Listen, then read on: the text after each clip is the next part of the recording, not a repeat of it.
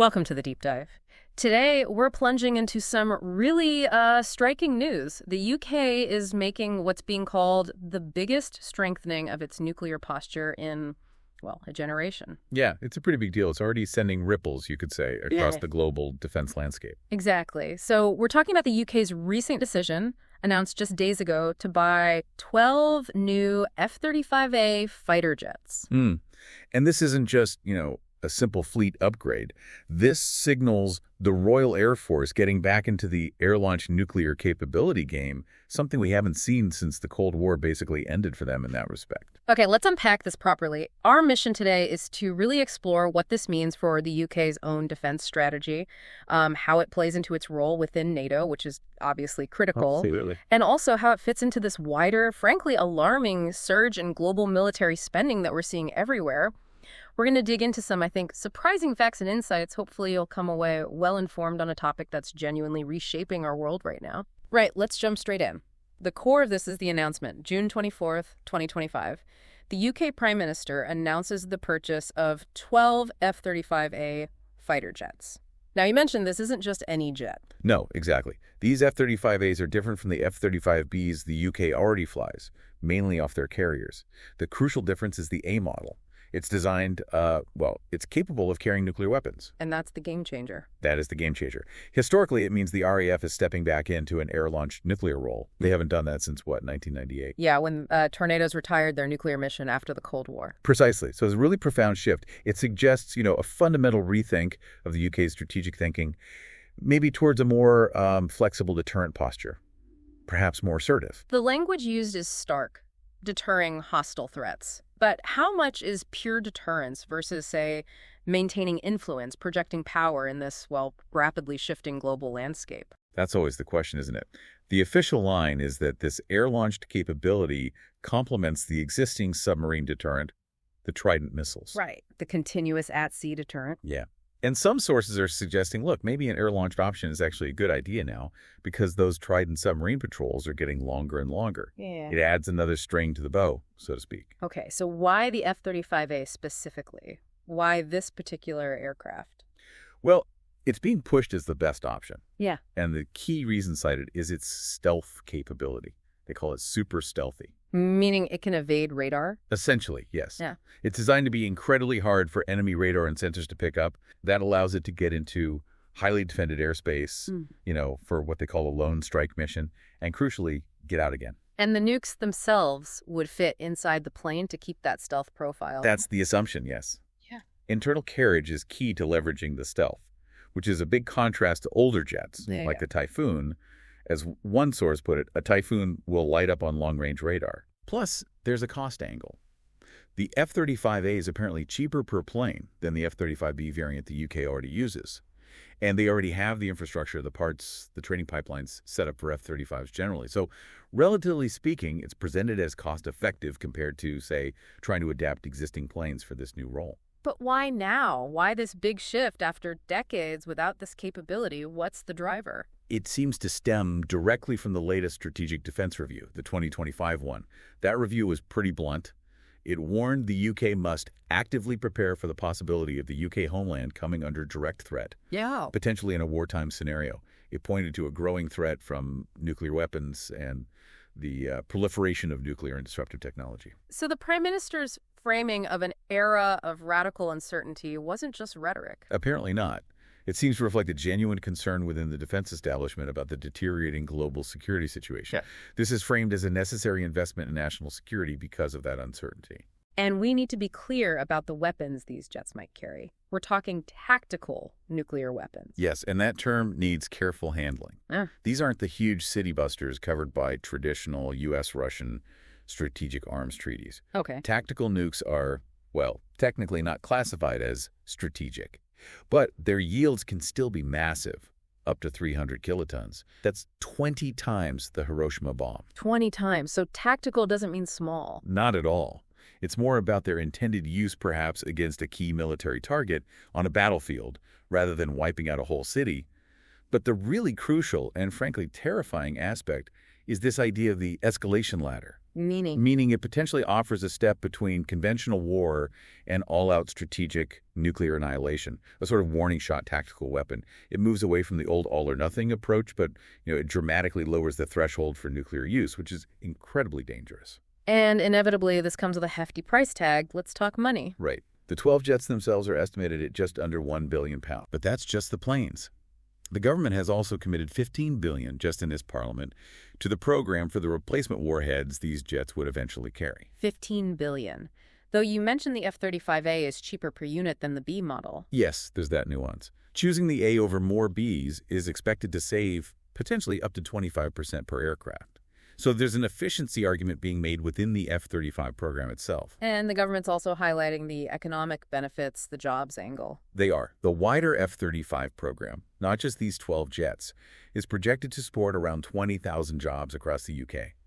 There are over 100 UK suppliers involved in the global F-35 supply chain. It's being framed as a defense dividend for communities. But that always raises the opportunity cost question, doesn't it? Could that £1 billion, or indeed the $15 billion for warheads, create more or different economic benefits if invested elsewhere? Exactly. It's a classic guns versus butter debate, just on a massive scale.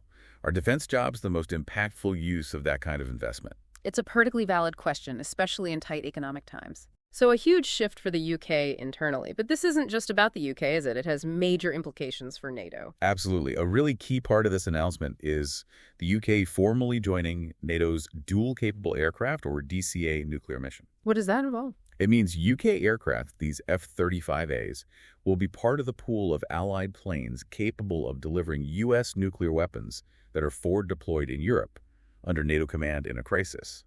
The 2025 Defense Review actually talks about the UK participating more in this. So it strengthens NATO's overall nuclear posture. Definitely. NATO's deterrence is based on a mix, right? Mm-hmm. You've got the strategic forces, like the UK's own Trident subs and U.S. strategic forces. Then you have these U.S. tactical nukes stationed in Europe. And then you have the capabilities allies bring through the DCA program, like these UK F-35s will now do. And the UK makes a point of saying it's the only European nuclear power that pledges its deterrent to defend NATO allies. That's right. It's a unique position and commitment within the European context of the alliance. This DCA move adds another layer to that commitment. How's it been received internationally within NATO? Pretty positively, it seems. NATO Secretary General Mark Rutte strongly welcomed it. He called it yet another robust British contribution to NATO. And the UK Defense Secretary framed it as a NATO-first approach. Yeah, emphasizing that alignment with the alliance's collective defense is paramount. This also fits into the wider picture of defense spending commitments, doesn't it? It does. The UK spent about $81.8 billion in 2024. That's 2.3% of its GDP. They're aiming for 2.5% by 2027 and have a longer-term goal of 3.0%. Which mirrors a trend across NATO. Absolutely. In 2024, 18 out of 32 NATO members hit or exceeded that 2.0% GDP target for defense spending. That's up from just 11 members the year before. Wow, quite a jump. It is. And total NATO spending hit, wait for it, $1,506 billion in 2024. That's over 55% of all global military spending. So the alliance as a whole is really ramping up investment. Okay, so let's zoom out from the UK and NATO to that global picture you just touched on. Because the UK's decision, big as it is happening against a backdrop of truly unprecedented global military spending. Unprecedented is the right word. World military expenditure hit a record $2,718 billion in 2024. $2.7 trillion. Yeah. It's the 10th year in a row it's increased. And the increase from 2023 to 2024 was 9.4%. That's the steepest single-year jump since at least 1988. We're now talking 2.5% of global GDP going on military spending. And the drivers are pretty clear, I suppose. Sadly, yes. Heightened geopolitical tensions all over the place. Obviously, the ongoing war in Ukraine following Russia's invasion is a massive factor. Conflicts in the Middle East, too, the war in Gaza, the tensions with Hezbollah. These aren't abstract threats. They're directly pushing budgets upwards. Who are the biggest spenders now? The top five in 2024 were the U.S., still way out in front at nearly $1 trillion, $997 billion. Then China, estimated around $314 billion. Russia, estimated $149 billion. Germany at $88.5 billion. And India at $86.1 billion. Germany in the top five now. Yes, reflecting that European shift. And what's really striking is that all of the top 15 spending countries increased their military budgets in 2024. Every single one. It's a near universal trend among the major players. Let's look at some regions. Europe. Europe saw a huge jump total spending, up 17% in 2024 alone. If you look back to 2015, European spending is up 83%. We're talking spending levels now exceeding the Cold War peak in Europe. That's incredible. And Russia specifically. Russia's spending reportedly grew 38% in 2024, reaching that estimated $149 billion. That's 7.1% of their GDP, double their 2015 spending level. And nearly a third of their military spending is now classified, hidden from public view. What about Ukraine on the receiving end of Russia's aggression? Ukraine became the world's 8th largest spender in 2024 at $64.7 billion. But the key figure there is the military burden. 34% of its entire GDP went on defense. A third of the economy. Yeah, the highest military burden anywhere in the world. Essentially, all their tax revenue was swallowed by the military effort. Non-military government spending had to be funded entirely by foreign aid. It just shows the devastating economic cost of war. Turning to the Middle East. Spending there also jumped significantly, reaching $243 billion, up 15%. Israel's spending surged by 65% in 2024 to $46.5 billion. That's the biggest year-on-year increase for Israel since 1967. Their military burden hit 8.8% of GDP, second highest globally after Ukraine. And Iran. Iran's spending was actually down about 10% compared to 2023, hitting $7.9 billion. That's mainly attributed to high inflation and the impact of U.S. sanctions.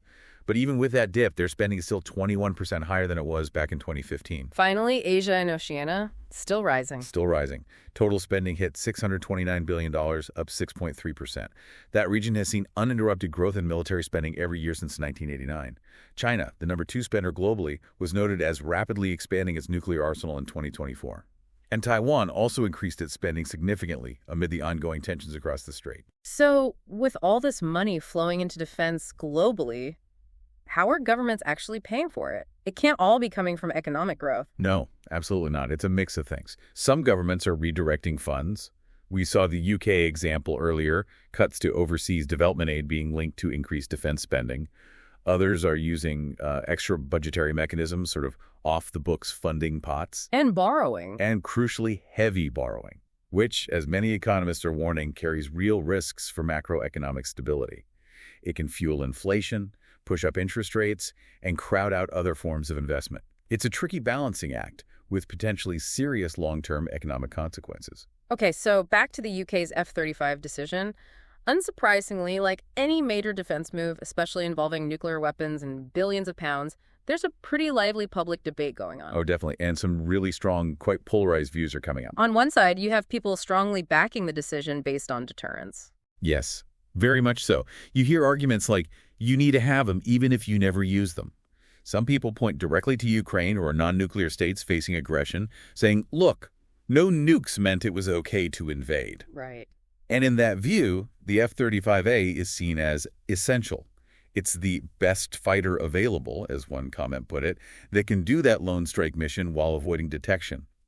It's seen as the necessary tool for credible deterrence in today's world. But then there's the counter-argument, focusing on priorities and resources. Absolutely. A lot of public reaction, expresses frustration. Comments like, always money for war, but never the poor. People asking how these billions couldn't be better spent on, say, affordable housing or funding free school meals, especially when austerity measures are still unwelcoming public services. It's a fundamental tension again, national security versus domestic needs. Exactly. It really brings it into sharp focus. And there are other specific concerns being raised, too, like missile defense. Yes, that's an interesting point some people are making. They highlight what they see as the UK having zero ballistic missile defense. They argue maybe $10 billion would be better spent on something like the HADA system to provide, as they put it, 100% ballistic missile coverage. The logic being, what's the point of fancy strike jets if the homeland itself is vulnerable to incoming missiles? It's about balancing offense and defense capabilities. Precisely. Finally, there's also some skepticism about the geopolitical motives behind the purchase. Yes. Some commenters are suggesting this isn't purely about defense needs, but also about pleasing the U.S., or even currying favor with figures like Donald Trump, perhaps to encourage continued U.S. commitment to NATO or to push allies towards higher defense spending. So kind of like diplomatic signaling as much as military strategy. That's the suggestion from some quarters, yeah. Yeah. It just highlights how complex these decisions are. There are usually multiple layers, strategic, economic, political, diplomatic, all tangled up together. Right. So wrapping this up, What does this all mean for you, our listener? We've taken, I hope, a pretty deep dive into the UK's really quite bold move to bring back air-launched nuclear capabilities with these F-35As. Yeah, we've looked at how it fits into NATO's deterrence strategy, this incredible surge in global military spending that's happening everywhere, driven by all these geopolitical tensions. And we've also touched on the very real and often conflicting public reactions to spending vast sums on defense in uncertain economic times. And fundamentally, this isn't just abstract talk about jets and budgets. It's really about how nations try to balance the threats they perceive with the pressing needs of their own societies at home. It's about how alliances like NATO adapt or try to adapt to new global realities, and maybe it forces us to ask what security really means in this increasingly unpredictable world. It's definitely a moment of major strategic recalibration, not just for the UK, but globally. The ripples from decisions like this spread far and wide. So, maybe a final thought to leave you with. As nations all around the world pour these unprecedented resources into military readiness, and this phrase radical uncertainty seems to be the new normal, what does it actually mean to invest in peace? Is it primarily achieved through having the strongest possible deterrent? Or does true lasting peace also require investing just as heavily in addressing those basic societal needs, health, education, opportunity that creates stability from the ground up? It's a tough question.